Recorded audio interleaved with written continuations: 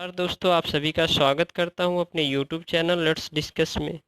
दोस्तों आज है 18 अगस्त 2020 और आज हम क्लास 9th का सामाजिक विज्ञान का वर्कशीट नंबर 19 करने जा रहे हैं। और चैप्टर का नाम है दोस्तों लोकतंत्र क्या है। लोकतंत्र सुनते ही दोस्तों ना हमें पूरे जो है ना लोकतंत्र का मतलब एक जनता का शासन हमें दिमाग में गूंजती है।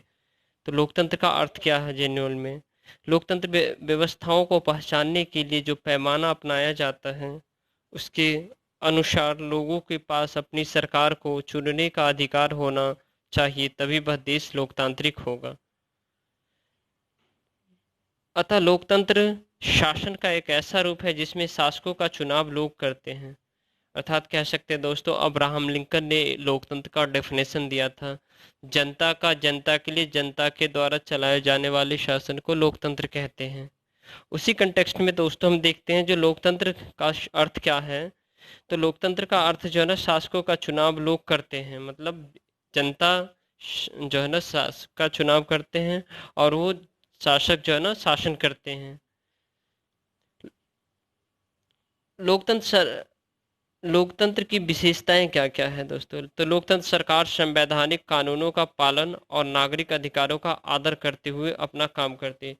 मतलब लोकतंत्र जो है ना दोस्तों वो नागरिकों को जो कानून मिला हुआ है, जो फंडामेंटल राइट मिला हुआ है, इन सब को ध्यान में रखते हुए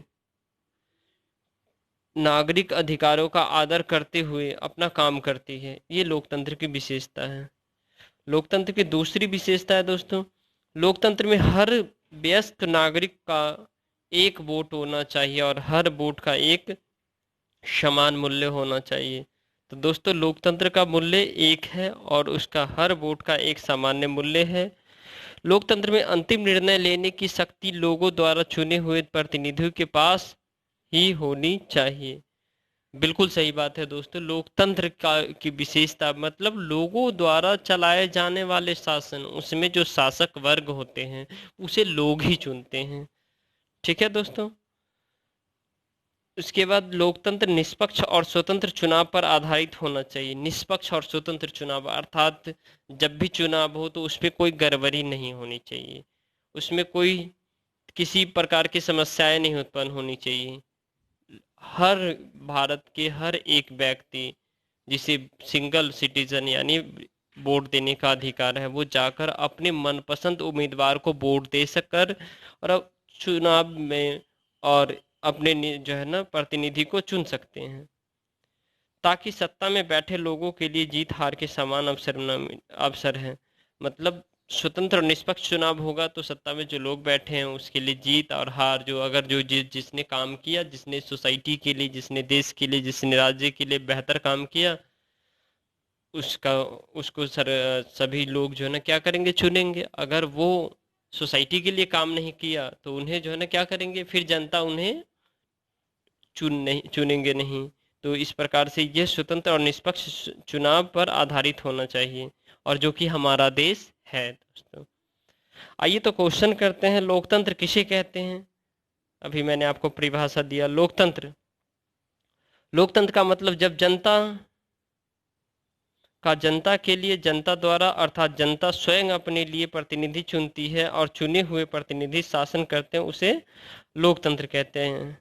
क्वेश्चन नंबर सेकंड है दोस्तों, लोकतंत्र में प्रमुख फैसले लेने का अधिकार किसके पास होता है। तो लोकतंत्र में प्रमुख फैसले लेने का अधिकार जनता द्वारा चुने हुए प्रतिनिधि का होता है या प्रतिनिधि को होता है, ये आप भी लिख सकते हैं दोस्तों। क्वेश्चन नंबर थर्ड है दोस्तों, एक व्यक्ति एक वोट से आप क्या समझते हैं। तो एक व्यक्ति एक वोट का मतलब भारत में सभी व्यक्ति समान हैं और एक व्यक्ति चुनाव के समय सिर्फ एक ही वोट दे सकता है। इस प्रकार इस उस व्यक्ति को समान अधिकार समान नागरिकता है। क्वेश्चन नंबर फोर्थ देखते हैं दोस्तों, लोकतंत्र में स्वतंत्र और निष्पक्ष चुनाव क्यों होना चाहिए। तो इसीलिए स्वतंत्र व निष्पक्ष चुनाव होना चाहिए ताकि सभी राजनीतिक पार्टियों को जीत या हार का सामना अवश्य मिलना चाहिए। या मिलता है, और निष्पक्ष चुनाव की वजह से ही लोकतंत्र की नींव मानी जाती है, और लोकतंत्र एक लोगों का तंत्र माना जाता है। तो दोस्तों, यह वीडियो पसंद आए तो लाइक कीजिए, शेयर कीजिए, सब्सक्राइब कीजिए और दोस्तों तक शेयर कीजिए। थैंक यू दोस्तों, हैव ए नाइस डे।